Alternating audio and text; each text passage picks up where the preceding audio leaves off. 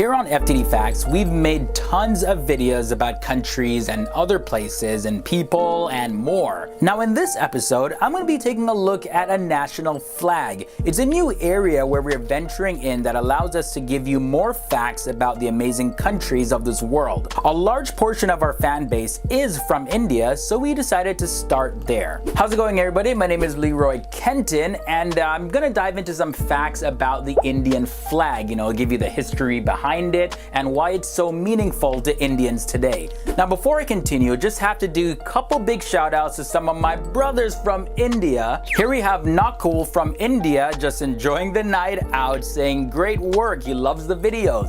And here we have another big supporter of FTD Facts, Suraj. He says, I'm watching all the way from India, keep going brother. It looks like you're in a cricket stadium, I think. It's great meeting all of you. I've learned so much talking with you guys on social media. And if you guys want your pictures featured in an upcoming video, send it to me on Instagram. The link to that is down below. For the Indian people, the national flag has great significance and meaning as it symbolizes the struggles it took for India to become an independent nation.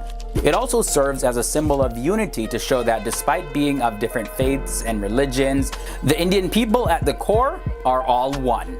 Now, the current Indian national flag was designed by Pangali Venkaya. He was an agriculturist and an Indian freedom fighter from the state of Andhra Pradesh, who lived from 1876 to 1963. Before the British occupied India, India used to be made up of different princely states, each with their own flags. Now this changed after a revolt in 1857. The British introduced a flag to represent their greater Indian territories, and that flag was used from 1858 to 1947. Now there was a ban that was placed on flying the Indian flag that led to the use of the Swaraj flag as a sign of protest in India during the freedom struggle. Now this flag was a tricolor rectangle with a chakra or spinning wheel at its center. After India's independence, many other designs of the flag were considered. However, that same tricolored flag with the chakra was adopted in its current state as the national flag of India on July 22nd,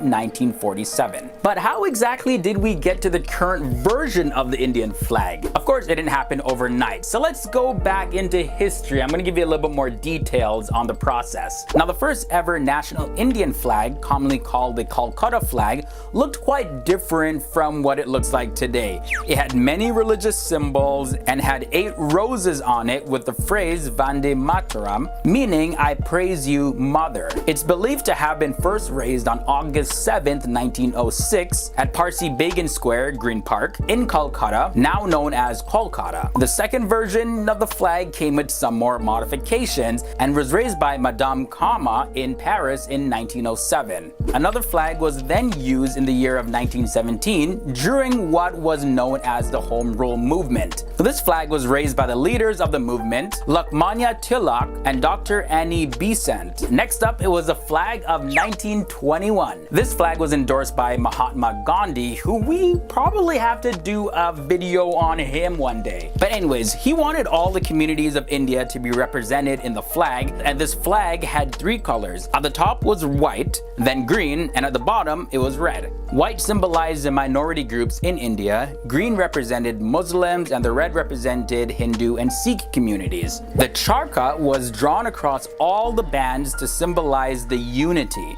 However, this was never adopted as an official flag of Congress. Now, shortly after that, since not everybody was happy with this interpretation of the flag, a new flag was born. But in any case, here we have the version similar to Gandhi's flag called the Swaraj flag, and this was introduced on the 13th of April 1923 during a procession by local Congress volunteers that commemorated the Jallianwala Bagh massacre. The Swaraj flag with the spinning wheel, designed by Pangali Venkaya, was hoisted. Now, unlike Gandhi's flag, the Swaraj flag became the official flag of Congress in 1931. However, by then, the flag had already become the symbol of the independence movement. And finally, on July 22nd, 1947, it was adopted as a free Indian national flag by the Constituent Assembly of India. The only alteration they made to the flag was to replace the spinning wheel with Emperor Ashoka's Dharma Chakra. This flag depicted the wheel of the law that was made by the famous 3rd century BC Indian Emperor Ashoka. Now let's take a little bit of a closer look to the meaning of Ashoka's chakra. The Ashoka Chakra had great historical importance in India.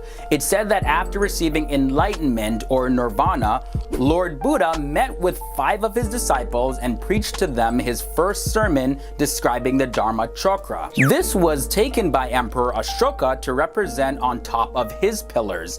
Now his pillars are a series of columns dispersed throughout the northern Indian subcontinent. The chakra or wheel in the Indian flag has actually been taken from the lion capital of Ashoka, which is a sculpture of 4 lions standing back to back in Sarnath, India. So now we talked about Ashoka's Dharma Chakra and the history behind that. Let's look at some of the other aspects of the flag. The flag consists of 3 equal-sized horizontal stripes. The saffron color represents courage and sacrifice. It indicates letting go of any biases or egos and encourages people to unite and become one.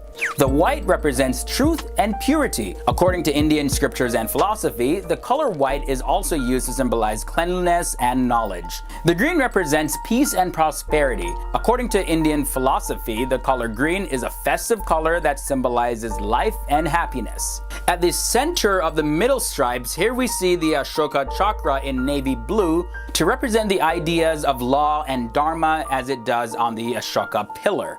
The Ashoka Chakra was chosen because it symbolizes the laws of dharma or righteousness. The color of the Ashoka Chakra, navy blue, was chosen because it represents a universal color. It's a color of the sky, it's a color of the ocean. The 24 spokes of the wheel represent 24 hours of every day. It also represents the 24 Dharma Rishis or saints of the Hindu religion. Now India keeps their flag at a very high standard. There's a lot of strict guidelines on how the flag can actually be used, and there's only one licensed flag production and supply unit in India. The guidelines about the design and specifications are decided by the BIS or the Bureau of Indian Standards. And yeah, the Khadi Development and Village Industries Commission is the only licensed flag production and supply unit located in India. They're the only ones who are allowed to allocate flag production to other regional groups. And more specifically, they're based in Hubli, Karnataka, India. The Indian flag must also be made of khadi cloth, which is a special type of hand-spun cloth made of silk or cotton. Khadi was made popular by Mahatma Gandhi, and the flag was handcrafted to honor him. Now guys, I'm not even kidding about this. The guidelines get even more strict. Every roll of cloth that would be used to create an Indian flag is actually sent to a laboratory to test the quality. Also, the flag must never touch the ground or water. It cannot be used as drapery in any form. The flag may not be placed upside down. If placed vertically, the saffron edge should be on the left. Until the year 2001, private citizens were only allowed to hoist the flag on national holidays. This law was changed when a citizen filed a suit against the court arguing that every Indian citizen had a right to fly their national flag. And I mean rightfully so, because people want to be free to just wave their flags whenever because they are proud of their country, right?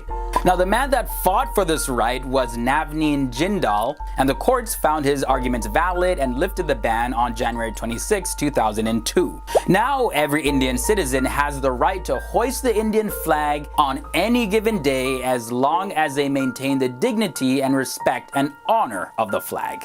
That concludes this episode of FTD Facts. That was your brief history on the Indian flag. Please let me know down below in the comments section what flags we should do next, and we'll hop right on them. This was definitely a fascinating one. I learned a lot, so not only you guys are learning, but we're learning here at FTD Facts as well. Thank you for being so awesome. Until next time, guys, I'm Leroy Kenton.